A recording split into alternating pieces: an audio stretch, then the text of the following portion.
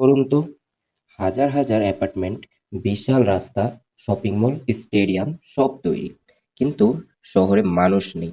চীনে এমন অনেক শহর আছে যেগুলোকে বলা হয় ঘোস্ট সিটি বা ভুতুড়ে শহর। ঘোস্ট সিটি বলতে এমন শহর বা এলাকা বোঝায় যেখানে প্রচুর ভবন তৈরি হয়েছে, রাস্তা, পার্ক, স্কুল সব আছে, কিন্তু স্থানীয়ভাবে খুব কম মানুষ বসবাস করে। চীনে গত কয়েক দশক দ্রুত নগরায়নের কারণে অনেক নতুন শহর তৈরি করা হয়েছিল ভবিষ্যতে জনসংখ্যার জন্য, কিন্তু সব জায়গায় প্রত্যাশামতো মানুষ আসেনি। ১৯৯০ এর পর চীনের অর্থনীতি দ্রুত বাড়তে শুরু করে।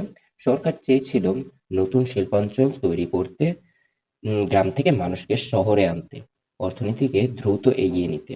ফলে স্থানীয় সরকার ও নির্মাণ কোম্পানিগুলো বিশাল বিশাল আবাসিক প্রকল্প তৈরি করতে থাকে।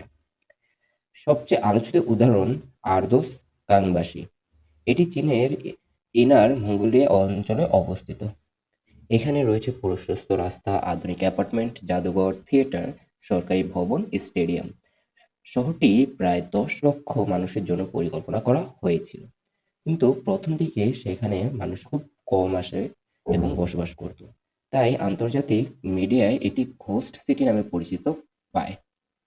এখানে মানুষ আসতে না চাওয়ার সবচেয়ে বড় কারণগুলো হলো, বাড়ির দাম ছিল সবচেয়ে বেশি। অনেক ফ্ল্যাট বিনিয়োগের জন্য কেনা হয়েছিল, থাকার জন্য নয়। চাকরির সুযোগ সুবিধা ছিল খুবই কম। মানুষ সাধারণত যেখানে কাজ পায় সেখানেই থাকতে চায়। নতুন শহর হওয়ার সুবিধা ছিল কম। প্রথম দিকে স্কুল, হাসপাতাল, ব্যবসা সব পুরোপুরি গড়ে ওঠেনি। আসল রহস্য ছিল খালি শহর কেন তৈরি করা হলো। এর আসল রহস্য ছিল, অনেক মনে করত সরকার শুধু টাকা খরচ করছে, কিন্তু বিষয়টি আরো জটিল। চীনের স্থায়ী সরকারগুলো জমি বিক্রি করে বড় অঙ্কের আয় করত। তাই নতুন নতুন আবাসিক প্রকল্প তৈরি করতে অর্থনৈতিকভাবে লাভজনক ছিল। পরে কি হয়েছিল, অনেকে ভাবতেন শহরটি সম্পূর্ণ ব্যর্থ, কিন্তু সময়ের সঙ্গে পরিস্থিতি বদলে যায়। নতুন ব্যবসা আসে, সরকারি অফিস স্থানান্তর হয়, মানুষ ধীরে ধীরে বসবাস শুরু করে। ফলে কিছু ঘোস্ট সিটি পরে অধিকাংশভাবে জনবসতিতে পূর্ণ হয়। গুরুত্বপূর্ণ তথ্য হলো, চীনের সব খালি শহর একই রকম নয়। কিছু শহর শুরুতে খালি ছিল, পরে মানুষ এসেছেন। আবার কিছু এলাকায় এখনো অনেক ভবন খালি পড়ে আছে, কারণ বিশ্বের খুব কম দেশে একসঙ্গে এত বড় আকারে নতুন শহর তৈরি করেছে। কল্পনা করুন, একসঙ্গে হাজার হাজার টাওয়ার, কোটি কোটি ডলারের অবকাঠামো, কিন্তু রাস্তায় মানুষ নেই।